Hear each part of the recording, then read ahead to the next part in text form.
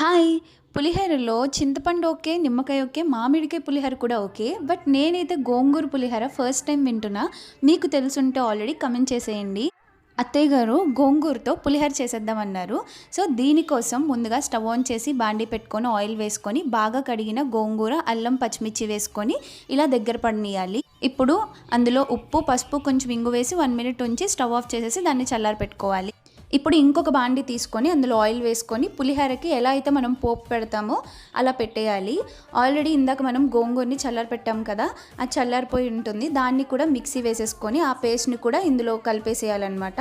కలిపేసి ఒక 2 మినిట్స్ అలా ఫ్రై చేసేసి ఉప్పు, పసుపు వేసి కొంచెం సేపు మూత పెట్టేయాలి. అది కొంచెం మగ్గిన తర్వాత ఆల్రెడీ మనం అన్నం వండేసుకోవాలన్నమాట.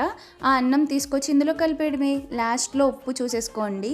అంతే, చాలా బాగుంటుంది టేస్టీగా. మీరు కూడా ట్రై చేసి ఎలా ఉందో కామెంట్ చేసేయండి. Thank you.